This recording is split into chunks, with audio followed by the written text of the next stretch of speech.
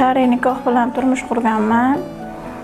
Qaynonam, qaynotam tomonidan zug'um bo'laverganligi sababli 4 yil avval ota uyimga qaytib kelganman. O'sha yerdan panoh topaman, o'sha yerda niqam deb o'ylaganman. Keyin 4 yil yashadim. Men uyda ovsinim bilan kelishmovchilik bo'ldi, tuhmatlar bo'ldi. Ovsinim bilan o'sha urushib, qo'limda, yuzimda jarohatlarim bor. Uyimga chiqdim.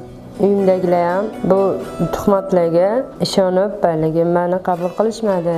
Ukam, kelini va meni o'rtamizda ozgina tortishuvlar bo'ldi, kelishmovchiliklar bo'ldi. Vaziyat shunchalik bo'ldiki, meni imkonim, ilojim qolmadi. O'z jonimga qasd qilishgacha bordim. Keyin hushimdan ketganimda tez yordam chaqirishgan. Mahallada ijtimoiy xodim tomonidan birlamchi ko'makxonasiga joylashtirishdi. Ayollarni reabilitatsiya qilish markaziga olib kelishdi. Bu yerda men bilan psixologlar, ijtimoiy xodimlar, yuristlar gaplashdi. Psixolog bilan gaplashib, sal o'zimga keldim. O'zimni yaxshi his qilmasdim.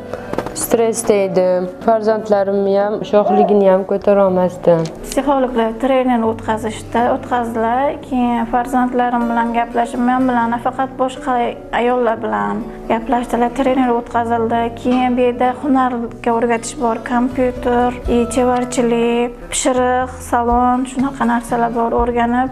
Siz qaysinisiga qatnashyapsiz? Chevarchilik, pishiriq hunariga qatnashdim. Men hozir to'g'risi men bilmasdim. Ijtimoiy xodimlar aytmaguncha bilmasdim. O'z joniga qasd qilish bu yechim emas, shuni anglab yetdim men. Misol hozir bo'lmaganda bilmadim qayerga borardim, bilmadim.